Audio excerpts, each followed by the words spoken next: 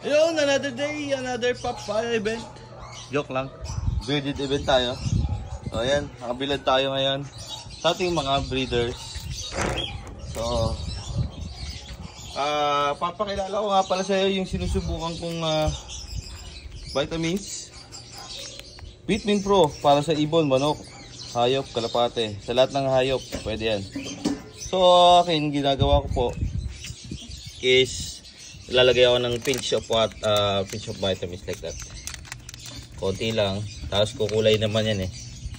Yan, ganyan. Halo natin. Bababad natin sila dyan. Siyempre iinom yan. Yan. So ang kinagandahan kasi dito, yan, Vitamin Pro sa kalam. Yan. Yan, immune enhancer, energy booster, yan, anti-stress enhancer, digestion enhancer, and growth enhancer. So, matagal ko na rin ito ginagamit sa ibon dahil may nag-introduce din sa atin na kaibigan. So far maganda sila. Sa ibon maganda. Ngayon, inusubukan ko ngayon dito sa bearded kasi wala tayong vitamins, na ubusan na tayo ng PC Bit. So yun, iba naman, subukan natin.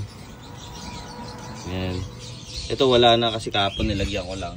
Nilagyan ko na yan kahapon. So ayan yung ating Hypo Zero, no? Ito yung GS. Ito kaya ako binilad kasi may ebak. Lilinisan ko siya. Babrush ko ulit siya. So ayan. Actually binabrush ko sila lahat sa may ebak.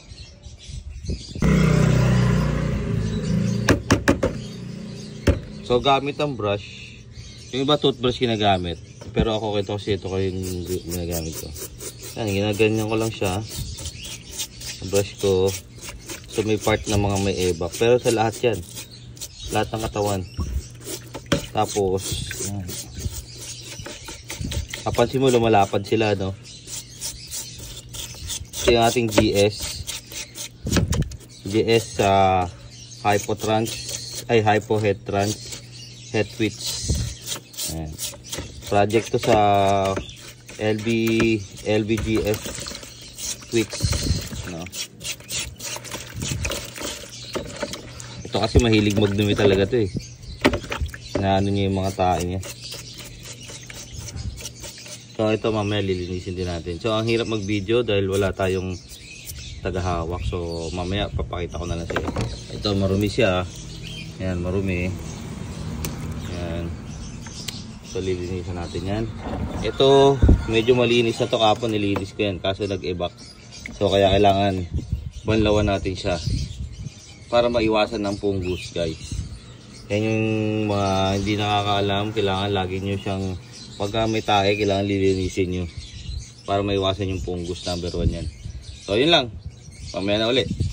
So yun guys, malinis na siya. Yan. Yung iba kasi mga old skin, hindi na natanggal yan eh. Pero pagka nag-shed ulit yan, magpapatong-patong. So yan, malinis na, bibilid na natin siya. So ito na rin si ating Hypo Zero. Yan, malinis na rin yan. Siyempre tatay niya yan. Hindi mo naman to laki, diba? Hindi mo naman yan. Ito dinayet ko pa yan. Pero tingnan mo yung lapad yan, diba? Diet, ito normal. Pero yan, halos laki lang sila, diba? So ito yung nanay ng ating mga zero. Galing to kay kay paring Ban. Pinangalaga niya sa atin. Ayan. Madumi rin eh, kaya binilad ko ulit. So ayan. So ayun guys, hanggang dito na lang. Hanggang sa muli. Ating leather box. Hanggang sa muli. So please subscribe, like, and share na rin sa aking Facebook page and YouTube channel. Sa Birdie ni Kuya. Yun lang. Peace out.